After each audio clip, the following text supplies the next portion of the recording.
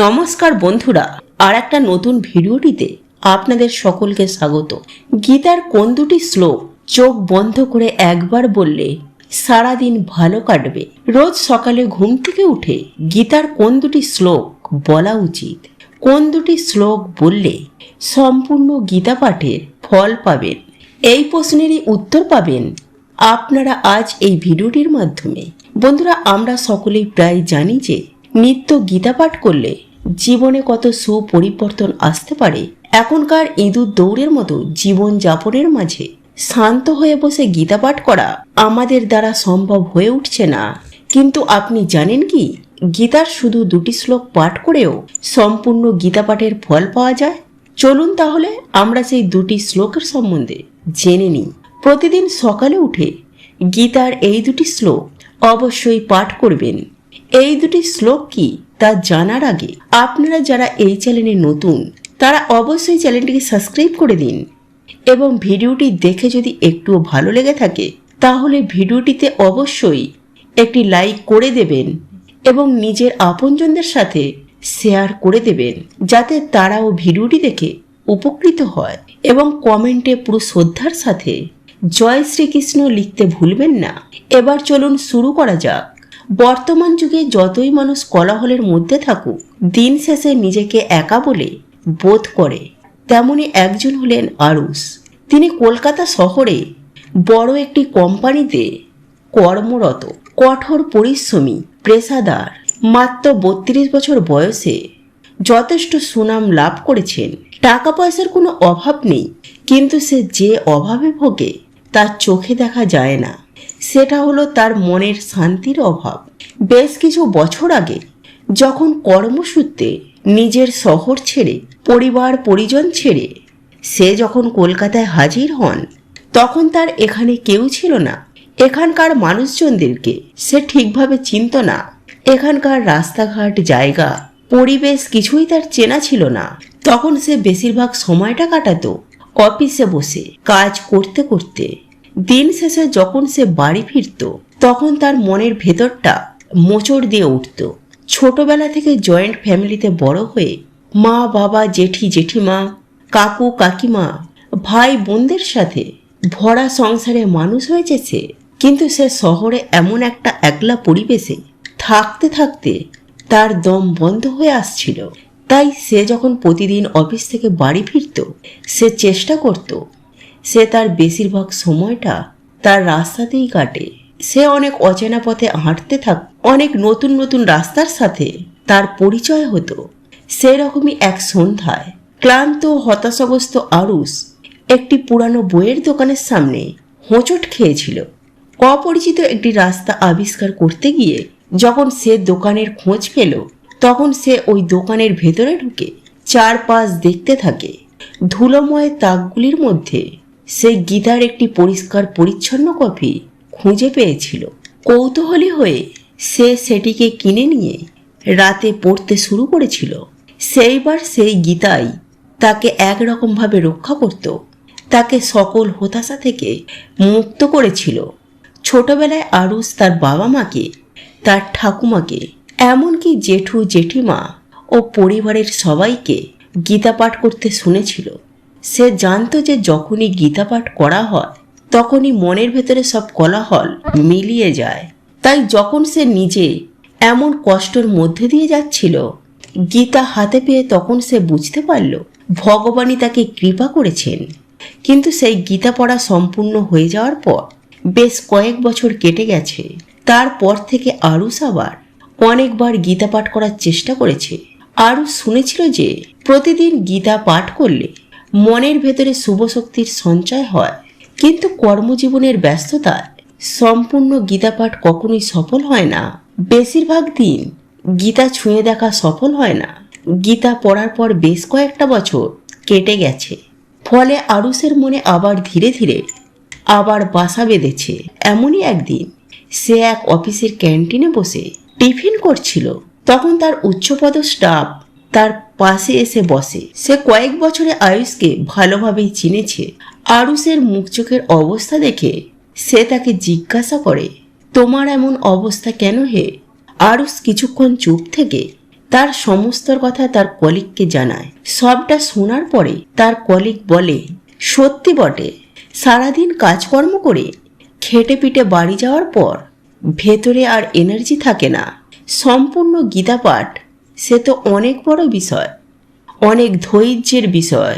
আর office থেকে বেরোনোর সময় এমন তাড়াতাড়ি থাকে যে গীতা পাঠ করে ওঠা সম্ভব হয় না। তবে তুমি ঠিকই বলেছ, এমন একটি সময় আমাদের সংস্কৃতিতে এটাই ছিল যে বাড়ির সকলের প্রতিটি দিন সম্পূর্ণ গীতা পাঠ করত। সেই কারণেই তো তাদের মন সুস্থির থাকত। তারা জীবনকে যেমন উপভোগ করতে পারত, তেমনই বাঁচার আসল অর্থ জানত। এখনকার সময়ে আমাদের পরিস্থিতি এমন হয়েছে যে আমরা বাঁচব বলে টাকা অর্জন করি, কিন্তু বাঁচতে আর পারি কোথায়? ছোটাছুটিতেই তো জীবন শেষ হয়ে যাচ্ছে। তবে জানো তো আরুষ, আমাদের পরিবারের গুরুদেব একটি বেদ উপায় বলে দিয়েছে। তিনি বলেছেন যে ভগবদ গীতার এমন দুটি শ্লোক আছে, যে দুটি শ্লোক প্রতিদিন পাঠ করলে সম্পূর্ণ গীতা পাঠের ফল লাভ হয়। তুমি চাইলেও এটা করতে পারো। বিশ্বাস করো, যেই দিন থেকে আমি এই দুটি শ্লোক পাঠ করা শুরু করেছি, সেই দিন থেকে আমি দুশ্চিন্তা মুক্ত হয়ে গেছি। আরুষ এই কথা শুনে তার সিনিয়রকে জিজ্ঞাসা করে সেই দুটি শ্লোক দুটি সম্বন্ধে জানতে পেরে আরুষ সেই দিনই বাড়ি ফিরে সেই দুটি শ্লোক মুখস্থ করে নেয়। পরের দিন থেকে আরুষ প্রতিদিন সকালে উঠে চোখ বন্ধ করে শ্লোক দুটিকে পাঠ করতে আরম্ভ করেন। সপ্তাহখানেক পর থেকেই সে বুঝতে পারে তার জীবনে অনেক পরিবর্তন এসে গেছে। তার সকল দুশ্চিন্তা ধীরে ধীরে কমে যাচ্ছে।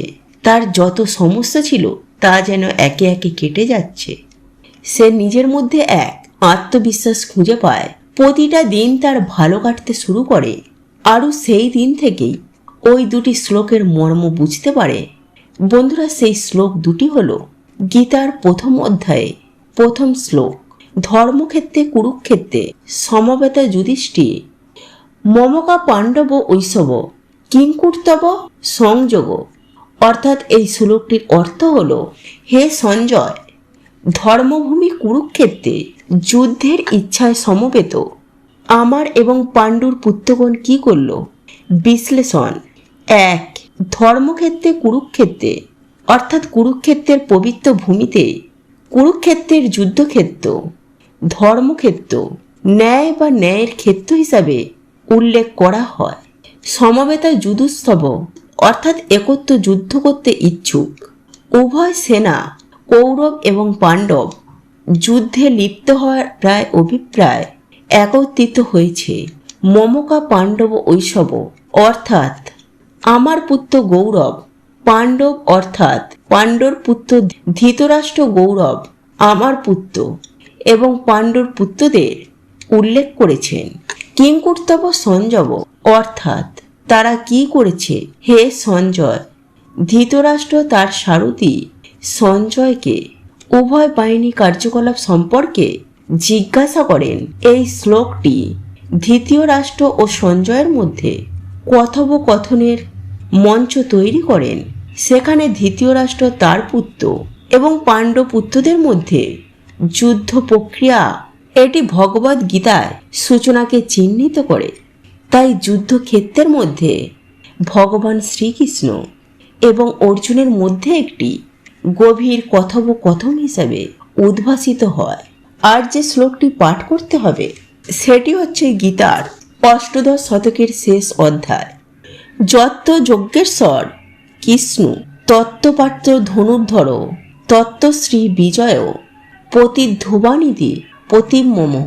এই শ্লোকটির অর্থ হল, যেখানে যজ্ঞেশ্বর ভগবান শ্রীকৃষ্ণ এবং গান্ধীর ধনুর্ধারী অর্জুন অবস্থিত, সেখানে শ্রী বিজয় বিভূতি অচলিত বিদ্যমান। এই আমার অভিমত। বিশ্লেষণ: যত্ত যজ্ঞেশ্বর কৃষ্ণ অর্থাৎ যেখানে কৃষ্ণ আছে যজ্ঞের গুরু, এখানে শ্রীকৃষ্ণকে যজ্ঞের স্বর হিসাবে বর্ণনা করা হয়েছে। যোগের সর্বোচ্চ গুরু, যার আধ্যাত্মিক জ্ঞান ও নির্দেশনার ওপরে তার দক্ষতার ইঙ্গিত দেয়। যত্ত পাঠও ধনুর্ধর অর্থাৎ যেখানে আছে অর্জুন ধনুকের চালক, অর্জুন মহাচালক, তীরন্দাজ। এখানে তাকে ধনুর্ধর নামে উল্লেখ করা হয়েছে। যুদ্ধে তার দক্ষতার উপরেই জোর দেওয়া হয়েছে। তত্ত্বসী বিজয়, ভূতির ধীবানীতি, মতির মোম, অর্থাৎ অবশ্যই ঐশ্বর্য, বিজয়, শক্তি, নৈতিকতা থাকবেই। এটি আমার মতামত। ভগবান শ্রীকৃষ্ণ উপাসনায় বলেছেন, যেখানে শ্রীকৃষ্ণ ও অর্জুন উভয়ই একসাথে থাকবে সেখানে নিশ্চিত সাফল্য ও শ্রীবৃদ্ধি ও শক্তি ও ধার্মিকতা থাকবেই। ভগবদ্গীতার এই শ্লোকে শ্রেষ্ঠত্ব ও ধার্মিকতা, ঐশ্বরিক নির্দেশনা এবং মানুষের প্রচেষ্টার গুরুত্ব তুলে ধরে। এই আধ্যাত্মিক জ্ঞান ও দক্ষতার মধ্য ধরে সমন্বয়ের ওপরে জোর দেয়। পরামর্শ দেয় যে নিজেকে ঐশ্বরিক রীতির সাথে শারীরিক বদ্ধ করা অনবার্য সাফল্য এবং সচরাচিত্র করে। তাই বন্ধুরা, এই দুটি শ্লোক সকালে ঘুম থেকে উঠেই নিয়মিত পাঠ করবেন। পারলে এই দুটি শ্লোকের অর্থ অবশ্যই পাঠ করবেন। দেখবেন ধীরে ধীরে আপনার জীবনে সকল সমস্যার সমাধান হয়ে যাবে। ভগবান শ্রীকৃষ্ণের কৃপায় দূর হয়ে যাবে। আপনি নিজের ভেতরে এক অপূর্ব শক্তির অনুভব করতে পারবেন এবং আপনার জীবনে সকল বাধা সম্মুখীন হয়ে আপনি খুব সহজেই সেটিকে দূর করতে পারবেন। তো বন্ধুরা, আজকের ভিডিওটি এই পর্যন্তই। বন্ধুরা, আজকের এই ভিডিওটি যদি আপনাদের পছন্দ হয়ে থাকে তাহলে ভিডিওটি লাইক করুন, কমেন্ট করুন এবং বন্ধুদের সাথে শেয়ার অবশ্যই করুন। মনে রাখবেন, আপনার একটি শেয়ার অনেক মানুষকে উপকৃত করতে পারে।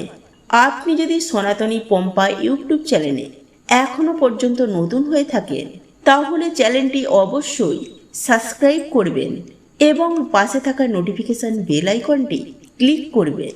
এইরূপ নিত্য নতুন ভিডিও সবার আগে দেখার জন্য ঈশ্বর আপনার মঙ্গল করুন।